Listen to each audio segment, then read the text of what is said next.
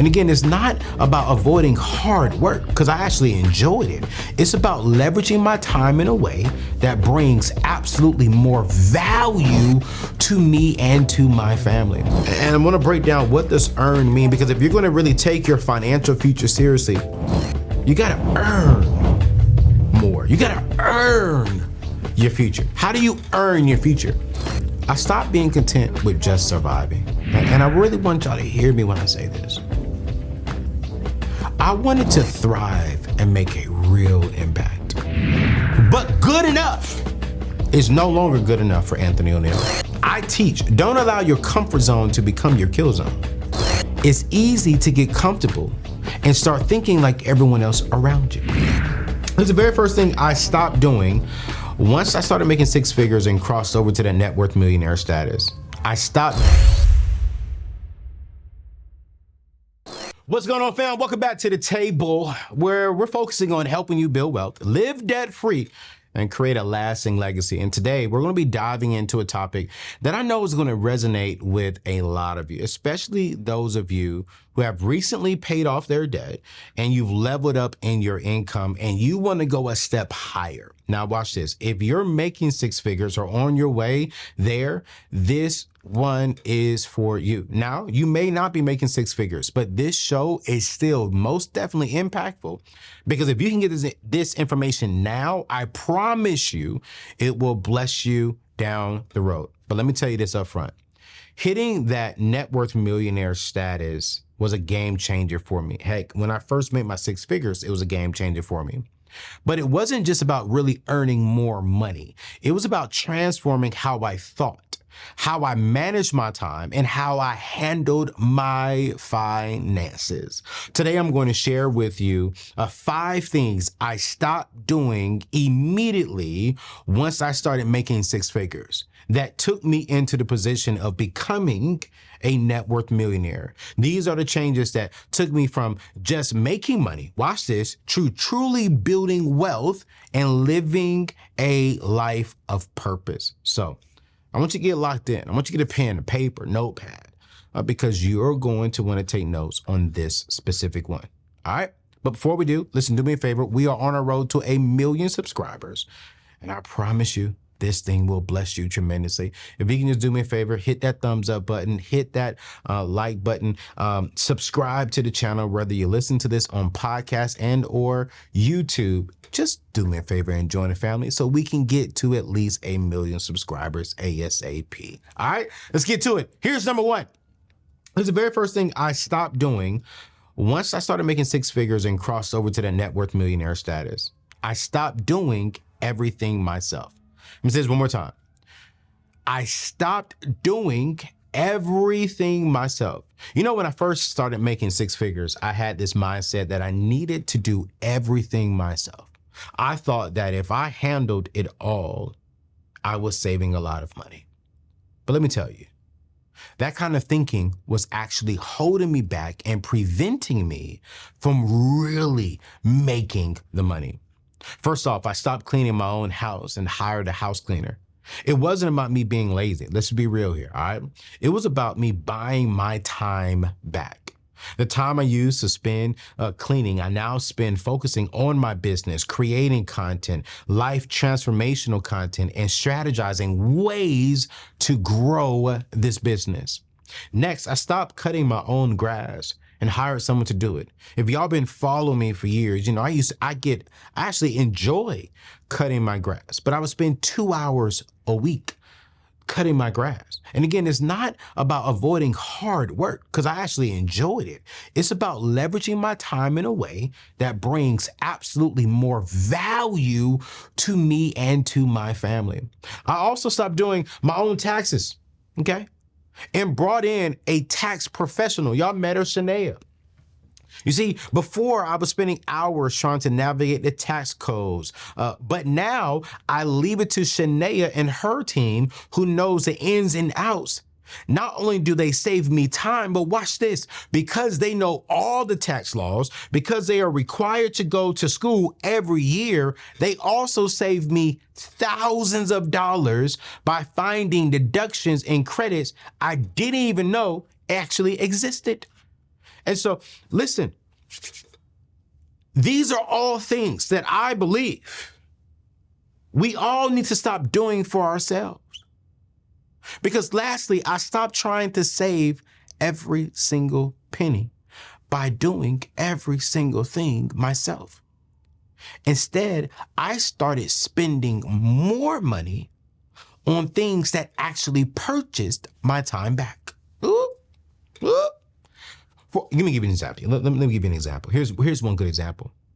I'm outsourcing certain tasks, right? That gave me about 5 hours of my time back each week.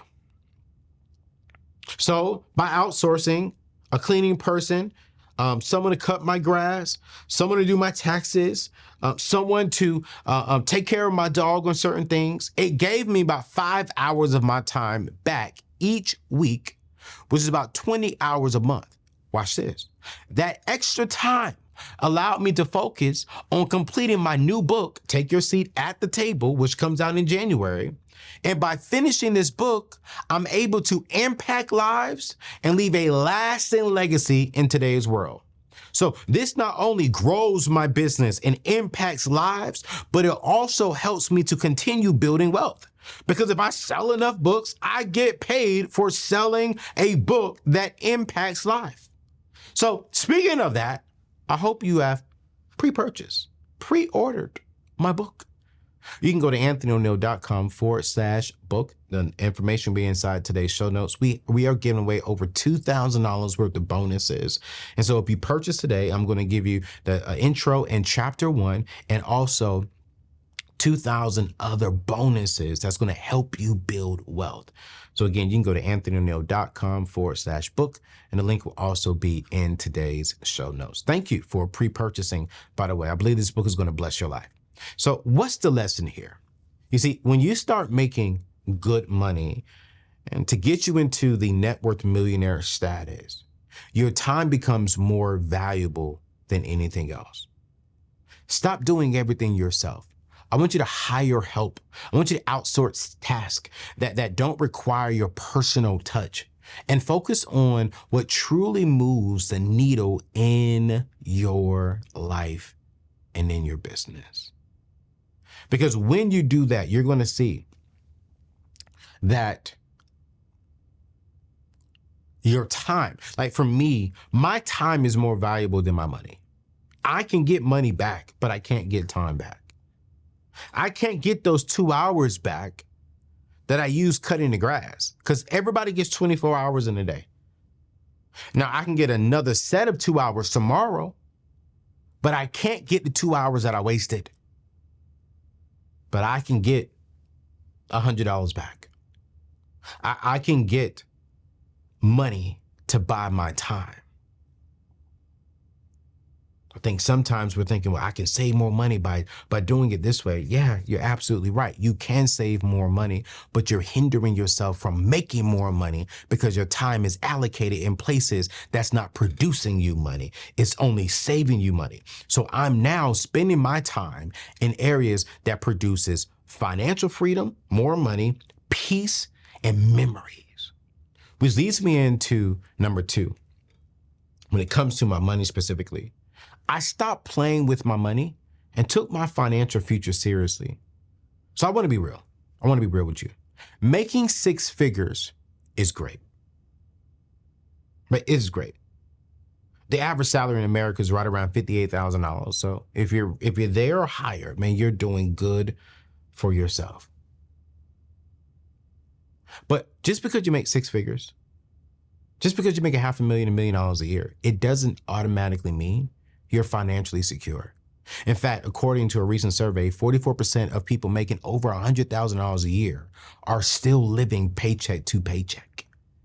I want you to believe, I want you to sit back and think with me. Close your eyes. Can you believe that someone bringing in over $8,000 a month is still struggling to make ends meet? You're making $8,000 a month and you can't pay your bills on time. You see, that's not the kind of life I wanted for myself I want it for my future family, and I sure do not want it for you. This is why I'm offering and producing content and dropping content every Monday and Wednesday here on this show. This is why we're taking your phone calls on Wednesday on Build Your Table, because it's not about my table. It's not about the table. It's about your table and helping you build your table so you can call in and ask the questions so you can start taking your financial future seriously. This is why every Tuesday and every Thursday, I'm publishing an article on my website that helps you with more information to take control of your table, of your life. This is why I wrote the book, Take a Seat at Your Table, so you can build your table and not other people's table. Because I realized this early on, that if I was going to break out of the debt cycle, if I was going to break out of the living paycheck to paycheck cycle, I had to start taking my financial future seriously. You know why? Because I didn't see my family really thinking about the future. They were thinking about surviving today to get to tomorrow. So I was like, you know what? No more playing games with my money. I set a strict budget.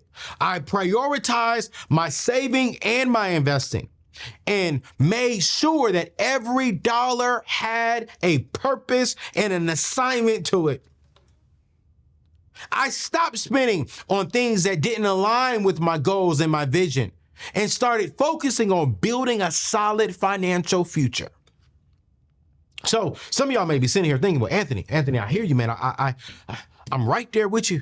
I want to build a financial future seriously. I want to build a business seriously. I want to make sure that my children's children have and know my name and have money. I want to make sure that my wife, that my husband, whenever we get married, that we are not a burden to each other financially. How do we do it? Where do we start? And it all comes from, let me get my necklace out. I don't know why I be doing that, Lord Jesus. It all comes from, you got to earn. What do you mean earn, Anthony? I've talked about this in my show. And I'm going to break down what does earn mean, because if you're going to really take your financial future seriously, you got to earn more. You got to earn your future. How do you earn your future? Let's break it down. E stands for evaluate where you are financially. I really want you to take a hard look at your current financial situation. I want you to know exactly where you are when it comes with your money. Where is your money going? What is your money doing? How much debt do you have? And what's your income? Like, what do you have coming in? How much debt do you currently have? What kind of margin between your income and your debt do you have? Like, what is that breathing room? The reason why some of you all cannot take your financial future seriously, you cannot adjust to your future, is because you do not know what you're actually doing well with your money. Do you hear me? You do not know well what you are actually doing with your money. So this is why you got to start off when it comes to earning more. You got to start off with evaluating where you are financially currently, which leads me to the A. You have to step back and arrange the vision. You see, once you understand where you are and what you're currently doing, it's time to get clear on where you're going, AKA where you want to be. And you do this by setting specific financial goals that align with the life you desire, whether that's being debt-free, but building a certain level of savings, or investing like crazy into the future. You know, this is where you and your wife, you and your husband, you and your partner sit down and say, you know what, babe? What do we want to do? Like, where are we going? And I'm not talking about how many kids we want right now. No. I'm not talking about what kind of cars we want right now. No. I'm talking about 30 years from now, when we are older and we don't want to get up and work anymore, what do we want our life to look like? Do we want to pay for a home? Where do we want to live when we retire? Do we want to go to Florida? Do we want to go to California? Do you want to retire in Mexico? I told myself my 45th birthday, I'm moving out of the country and I'm living somewhere for a year. My company's still going to be producing. I'm still going to be shooting content. But for a year, by my 45th birthday, I am moving out of the country for 1 year. For 1 year. I am going to make sure that I experience life with my wife. And if we have a child, I'm going to make sure that we experience life with my child and I expose my child to things outside of America. Because when I went to Dubai, when I went to Italy and I'm on this cruise and I'm saying like, wow, I was never exposed to this growing up. People are really living like this. I'm like, oh my gosh, that's a part of the vision. What do you want to provide to your children? What do you want to leave your children's children? What are some of the experiences you want to experience? I have 5 years to position myself and the Neatness Network to a place to where the company can still move with me living out of the country part-time, to where maybe I come back once a quarter, I spend a week here and we shoot all these shows, but then I go back to Dubai, I go back to a different place and I live there and I experience life there. But once you evaluate where you are and then you arrange the vision of where you want to go, you can't go there, watch this, without rendering the strategy, which is the R. You have to render the strategy. You see, with your vision in place, you got to create a strategy to get there. This might involve, setting up a budget, automatically saving and moving things to your savings account automatically, or finding ways to increase your income. The key is to have a plan that guides your financial decisions to where you want to go. So already I am setting money aside for my business and for me personally for the next 5 years. Because I know I need to move somewhere. I need to find a place in Dubai. And watch this. I know that that's happening in Dubai because Dubai actually requires you to pay your rent 1 year in advance. It's not everybody, but if I go to Dubai, I got to pay my rent a year in advance. So before I can move there, I need to already have my rent paid if I'm going to rent something. Or I can just move into the condo I'm buying. I don't know. But I'm preparing for it and I'm coming up with a strategy. Now, once you evaluate where you are, you arrange the vision of where you want to go, you come up with a strategy that gets you to that vision. Here's where a lot of people fall off. They'll get the strategy, they'll get direction, they'll get the plan, but they will not act. And the last part of earn is now you have to act. You can't afford to just sit on your rear end. You can't afford to sit on the strategy and a plan. You got to take action. You got to start implementing your strategy and make sure you're consistently reviewing and adjusting it as needed. The sooner you act, the sooner we all see results. When I started acting, right? When I started acting on the plan and the strategy, it wasn't just about me making more money. It was about making sure that the money actually worked for me. I wanted to ensure that my financial future was so secure that I wasn't just making money, but also building wealth. You see, this shift in my mindset allowed me to move from just surviving to truly thriving. And it's something I encourage all of you to do. And I'm gonna say this again. This is something that I encourage all of us to do, because even at this level, I have to continue growing and evolving and looking at my finances and adjusting my plan and my strategy. Don't let a high income fool you into a false sense of security. Just because you're making 80,000, 6 figures, $1 million. Do you know how many millionaires I know who personally make 7+ figures or more a year, and I'm still wealthier than them? Y'all, my business does well over 7 figures. Anthony ONeal does not make 7 figures. Anthony ONeal, the human, me, the person, hello, I do not make 7 figures a year. My business does not pay me 7 figures a year. But I know celebrities who personally get a check in their personal bank account for 7 figures a year.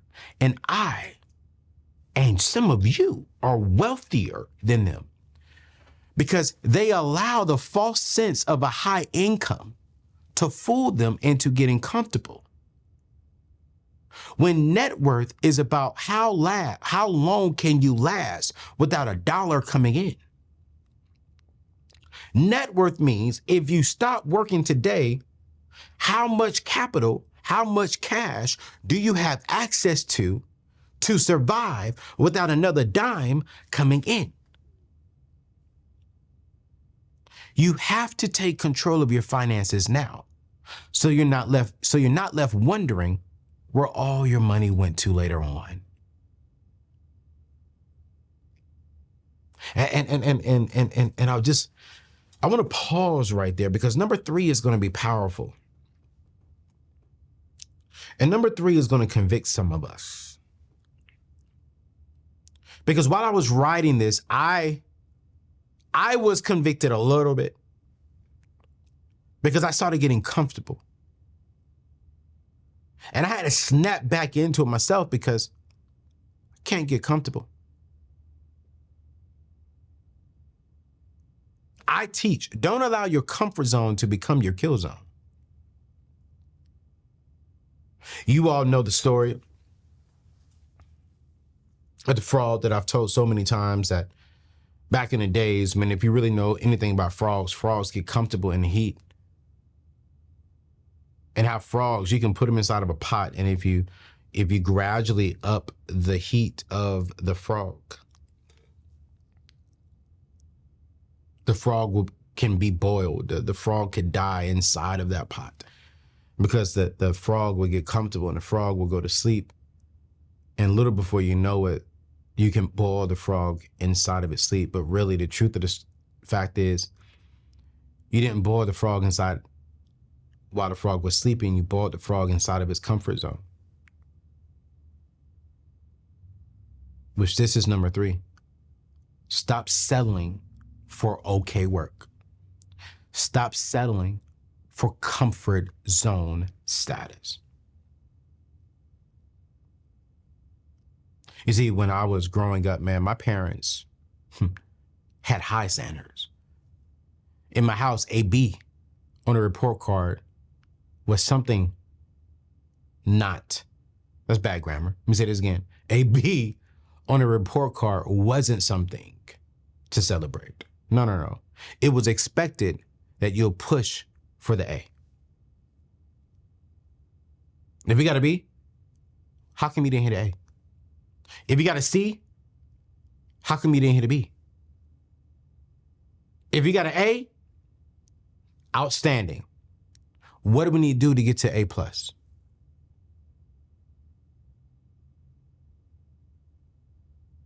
I want to live right there. How often are we celebrating our kids because they made a B? I'm not saying we need to punish them and chastise them for making a B. No, because I get it. I'm going to be sensitive in it. But my parents taught me, no. A B and an A is expected. That's like your job, your boss celebrating you, showing up. If you got to show to work at 8 o'clock, that's like your boss celebrating you because you got there at 8 a.m. No, that's expected. That's what I'm paying you for. I'm not going to celebrate something that I expect from you. I will say thank you. I will honor you because you're being consistent, but I'm not going to celebrate you every single time. No, I expect that. And that mindset stuck with me. And as I started making 6 figures and started building my wealth, I realized that good enough was no longer good enough. Why? Because everybody is doing good enough. Just because something was acceptable didn't mean it was the best I could do. And if I wanted to keep growing, both personally and financially. I needed to hold myself to a higher standard. And in today's world, we are okay with doing, well, that's good enough. Well, they're doing it. Well, if they're doing it, then the world's accepting it, then that's cool. But then I can do it. If they're doing it and the world's accepting it, then I can do it because that's good enough. You know how many times, I'm being honest, I've looked at other people's podcasts. Oh, okay, well, they had a glitch in their camera. Oh, okay, their camera's not as crisp. Oh, okay, their sound's not as now. Oh, okay, their website's not as is. So if they're doing it, I can do it. Oh, if the world's accepting it, if they're blowing up, then I can do it. And I started getting comfortable. But good enough is no longer good enough for Anthony ONeal, because I started noticing that the most successful people around me, my mentors who has built a wealth that surpasses what I make in a year. What I make in a year, they make in a month. And what I make in a year, some of that make in a daggone week. These were the ones who never settled for just okay. They weren't satisfied with blending in or doing the minimum, or they were not satisfied with good enough. They didn't just put in extra hours. Watch this. They put in extra mental hours to outthink the people around them. Oh my gosh. What do I mean by that, Anthony? They paid attention to the details. And they always aimed for excellence. One of the things I walked away from working with Dave Ramsey is, heck no. You can't come to him with B work. You can't come to Dave with B+ work. You came to Dave with A work? Great. How can we make it a little bit better? What makes Ramsey Solutions stand out? I would get off the stage and just spoke to thousands of people and daily, man, good talk. Do this, man. Ooh, nail this right here. You go from good to great.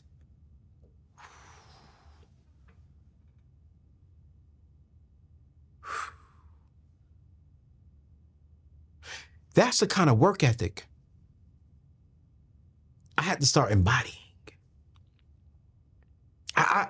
My team would tell you, I don't settle for good enough. I don't settle for simply okay.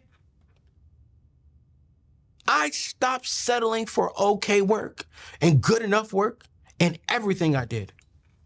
Whether it was creating content, managing my business, or even in my own personal life, I made a commitment to excellence. I feel this in my spirit right there. And I'm gonna pause for my notes. The reason why some of you are not getting the pay raise that you want and the promotion that you want is because you're only good enough. You're doing good work. You're doing good work. But you're only good enough. You're not great. You're not excellent. You're not subpar. Like you're not above. The noise, it's distracting. It's pulling me away from my purpose. And I need to make a change. Enough is enough. The hardest part is taking the first step. But on the other side of fear is freedom. It's time to take your seat at not just the table, but the head of the table. You see, abundance, wellness, and freedom are within reach. Embrace your purpose. It's your table. It's your life. It's your time. Does the world ever get so loud that it's hard to even think? Your purpose is calling, but you can't seem to hear it through all the noise until right now. It's time to take your seat at the table. What's meant for you will never miss you. But first, it's time to step into your power, own your purpose, and reach your God-given potential.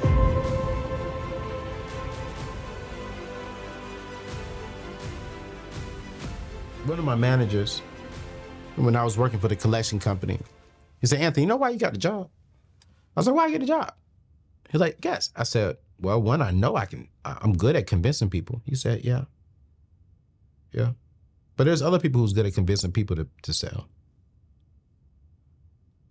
I was like, why not? He said, for one, when I first asked employees, because we was living in California and a new law had just passed that now we can call, for an example, on the West Coast, I'm saying the West Coast, on the West Coast, we would come in from 8 to 5. And we couldn't call the East Coast to collect because by law, they're not supposed to call you before 8 a.m., right? Your time, your on your time. So 8 a.m., so when we would get in at 8 a.m., it is what, 9, 10, 11. It was 11 o'clock on the East Coast. So we would lose 3 hours, right, to call people to try to collect their money. And he said, I'm looking for 20 people that's willing to come in at 5:30 a.m. and get off at 2:30 a.m. I lived about 40 minutes away from this particular spot. So this means I would need to be on the road by 4:45 my time, which means I need to be up at 4 a.m. every single morning. I was the first person to volunteer.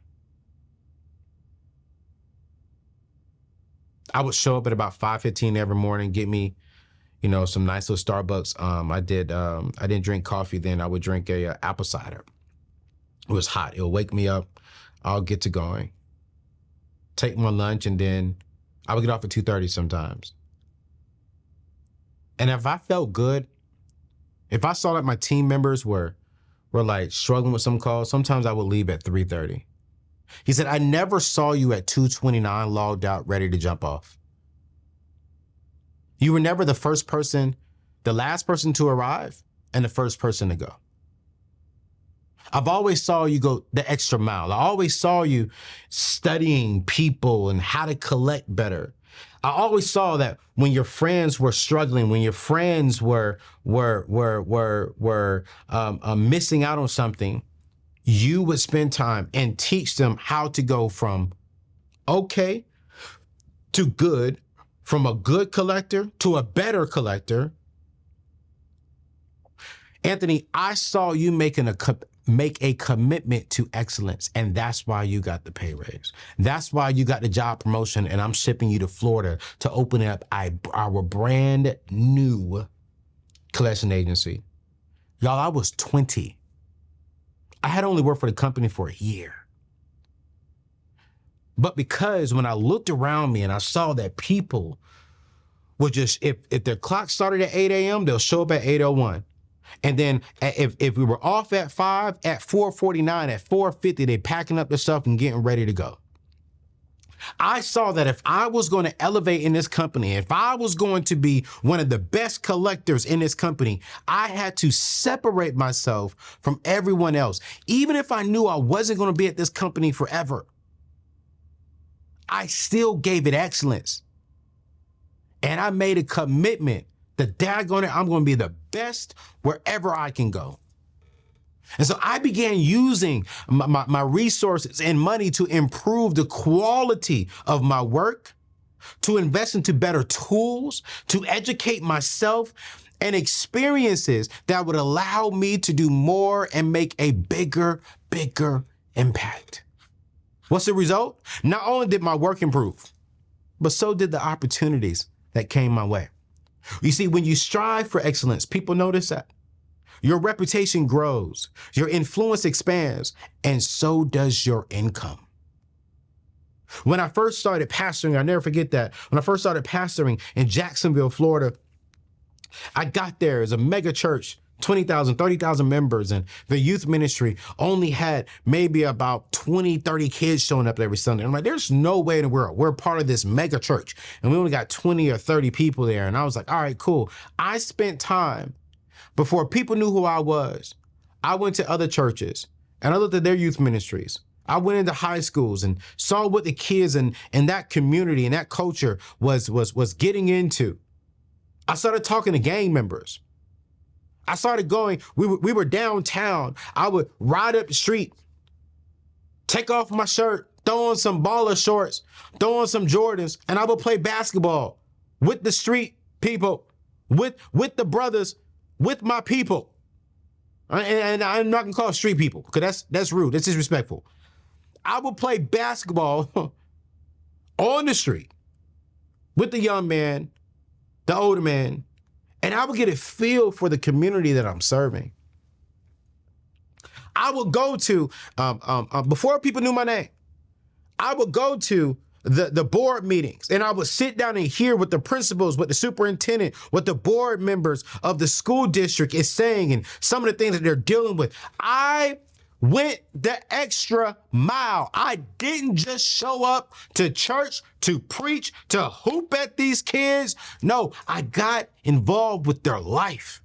And then I'll never forget, I came back and I presented a plan and a strategy. Oh my gosh. I evaluated the current ministry. I arranged the vision. I rendered the strategy. I presented it to the pastor and said, hey, this is how we're going to grow the ministry. I've been to this school. I've been to these churches. I've been to this community. I was up the street. I go out there and I play basketball every Thursday, every Saturday. And I play basketball with them. And I felt the community's need. I blended in. When I got the stamp of approval from the senior pastor, we grew that ministry to where we were seeing 2,000 kids a weekend. I was in schools. Every principal knew my name. The mayor knew my name. Every church knew my name. And because I went over and beyond, because I went for excellence, I got a pay raise from the church. I got speaking engagements from other youth ministries to come to their youth conferences. I'm speaking on Bishop T.D. Jake's stage at Mega Fest to the youth there. I'm speaking for New Birth. I was all over the place. Why? Because I didn't settle for okay. I didn't settle to just serve the 20 people that was in the youth ministry. No, I said I want to be the daggone best person, and I want to leave an impression on this community, and my reputation grew. My influence and expand. And here's what I love. When your influence expands, so does the people connected to you. And because the youth ministry influence expanded, watch this, the church grew. Because now parents knew, well, if I go to this particular church, my kids are going to be served. So now what happened? The youth ministry helped the entire church grow. And because of that, my income grew. So I want to encourage you. Don't just settle for okay. Don't just settle for good enough. Don't just settle where they're doing it and it seems like it's working. No, push yourself to deliver A++ work and watch how it elevates the aspect and every aspect of your life. Which leads me to this, like if you're going to not settle for okay, it's number 4. I stopped thinking like everyone else. I stopped thinking and processing like everyone else. You see, when you start making 6 figures, when you start thinking of becoming a net worth millionaire, it's easy to get comfortable and start thinking like everyone else around you. But here's the truth. If you want to achieve something extraordinary, go that key word there, extraordinary, pause. Nothing extraordinary happens inside of your comfort zone. Let's expand a little bit more. Nothing extraordinary happens if you think like everyone around you. So if you want to achieve something extraordinary, you can't afford to think like the average ordinary person. You see, the average ordinary person trades time for money. And their content, they're content with just getting by. But I knew that if I wanted to truly build wealth and create a legacy and create a business that was going to impact lives, I had to start thinking differently. The first shift I made was how I viewed time and money. You see, most people see time as something that they have to spend to earn more money. But I started to see money as a tool to buy back some of my time. Instead of working harder for every dollar, I began to focus on ways to make more money and have my money work harder for me. I tell that to my team and my staff here. Like, listen, Anthony ONeal owns this company. You all are helping me build and impact lives. So the time off that you have, and I'm very strategic about making sure that I'm not working too hard. I want them to build something on the side. I don't want them to have another side job. I want them to build something on the side that they 100% own, that their family has ownership, and they get 100% of the fruit of that. So that way they can invest into assets that generates passive income. I started investing in passive income ideas, automating parts of my business, and finding ways to scale my efforts so I could do more with less. I don't want everybody's thinking, well, shoot, I better get 2 jobs. I better, and let me backtrack. Let me make sure I'm saying this correctly. I'm not saying having 2 jobs is horrible. No, if you're on your journey of paying off your debt and getting your savings account up to where you can be comfortable, yes, working 2 to 3 jobs to get to that point is wise. But once you're out of debt and you have a good cushion in your savings account, I need you to start looking at and start thinking a little bit differently. Instead of you having 2 jobs and building 2 other people's visions, no, have 1 job, because I do believe that God uses us. He used me for 25 years to serve in other people's visions, which was great because everything that I've learned there, it implies now and it's helping me now. So I value that time, and you should value that time as well. But when you leave that job, what are you doing for you? What are you doing for your last name?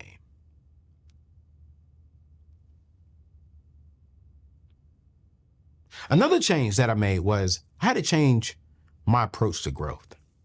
You see, the average person is okay with staying where they are, stagnant and comfortable. But I wanted more than just comfort. I wanted to thrive.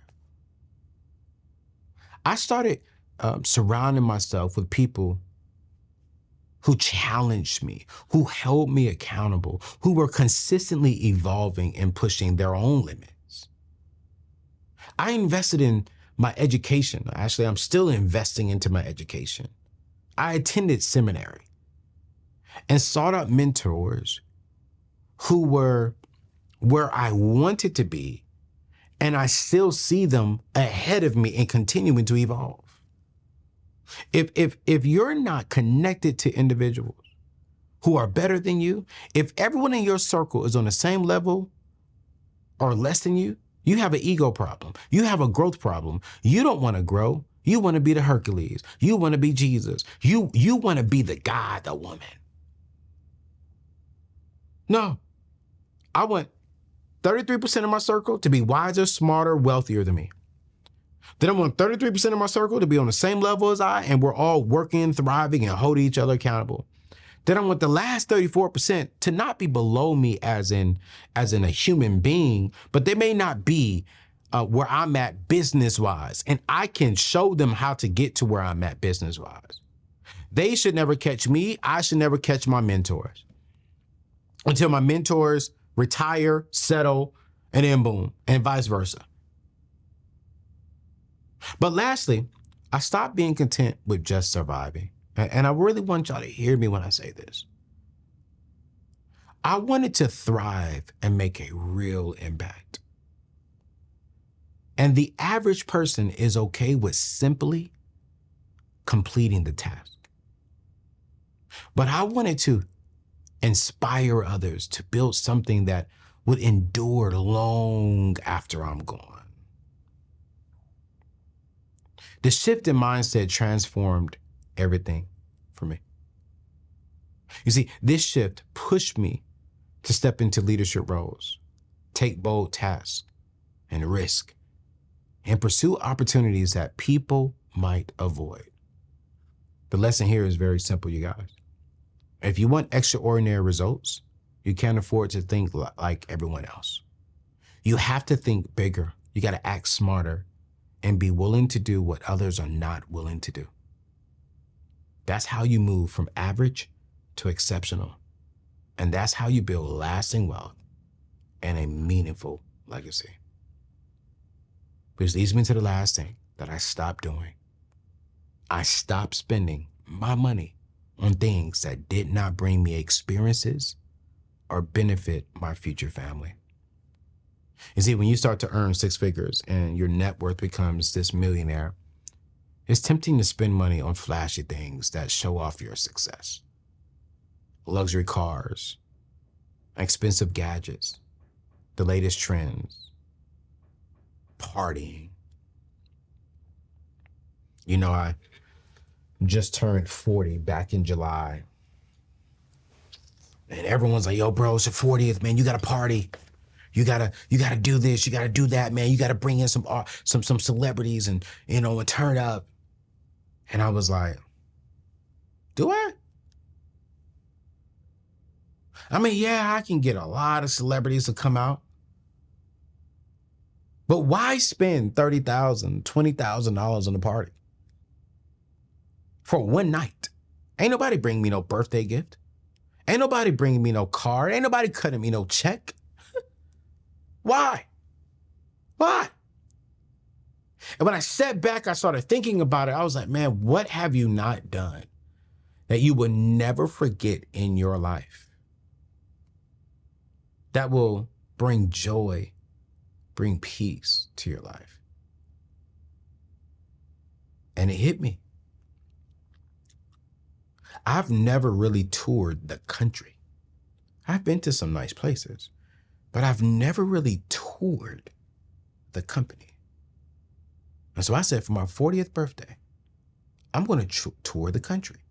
I'm going to go see the amazing things God has done. And as I was talking with some friends and Googling on what to do, I came across a Ritz-Carlton yacht cruise. And I spent 8 days on a private yacht touring the country. Because you know why? Spending that money brought me an experience that exposed me to a lifestyle and to certain people that I will forever remember. 2, it changed my life to where now I want to provide that experience for my wife. And if I'm blessed to have kids, watch this. I want to provide that experience for my kids. Do you know, on this cruise, the cheapest room was $20,000. That's the cheapest room. To be on this cruise, you had to spend at least $20,000 to be on this boat. I saw a family with 3 kids on this boat. I think the youngest one she was 15, very smart and intelligent. I think the oldest one was 15, the youngest one was right around 8 or 9. And the fact that an 8 or 9-year-old can say they toured they toured Europe, Italy, all that type of stuff. I said, that's what I want to do.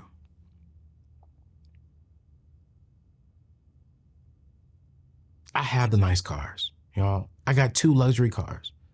I have the name brands. Heck, I got the watch. But here's what I quickly realized. That these nice things I don't have, while they're nice to have, and I'm grateful that I do have them, they don't bring lasting satisfaction. And instead, I decided to start focusing on spending my money on things that would truly enrich my life, truly bring peace. This may be bad grammar, but like refreshness, if that makes sense. And it benefit my future family. I stopped throwing my money on material possessions that will lose value over a long period of time. Heck, I was thinking about, not thinking about, I was presented an opportunity to buy the brand new Bentley that was coming out. And I was like, nah, let me go get a rental property. Had an opportunity to buy something else that was real nice. It was real nice that a lot of people have. And I was like, ooh. Nah, let me work on something for the business. Yeah, no. Mm-mm. I started investing in traveling, learning new skills, and creating memories with people that I love. I remember for the first time in my family's history, I invited all my first cousins and their families, not my aunts, not my uncles, but my first cousins and their families to come down to my house. And I say, y'all, if you just get here, no matter what, get a hotel room. If you just get here, I'll hire a chef. Everything is good. And I hired the best chef that I could possibly hire for my income bracket. And he cooked for about 100 people. And boy, did we have a great time. And it felt so good to, instead of me buying all this nice stuff, look what I got, look what I got.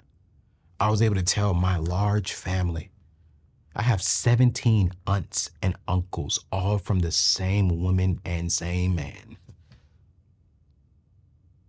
And out of my 17 aunts and uncles, like 4 of them have 10 to 12 kids themselves. I have a massive family on my dad's side.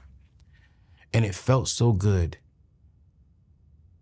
to drop $5,000, $10,000 on treating my family to luxury.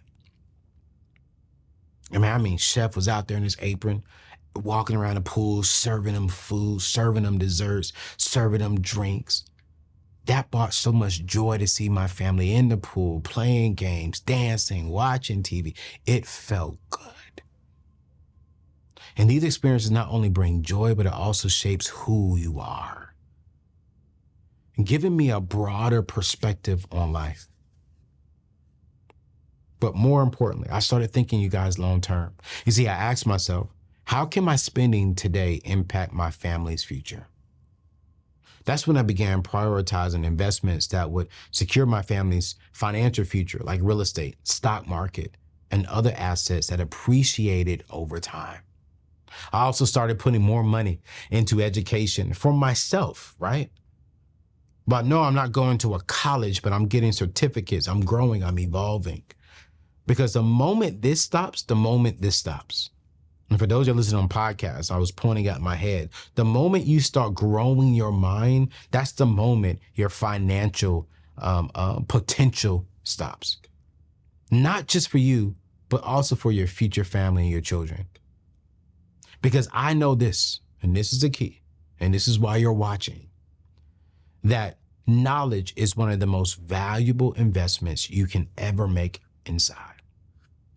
By shifting my focus to short-term pleasures to long-term benefits, I was able to build a financial foundation that supported not just my current lifestyle, but the legacy I want to leave behind.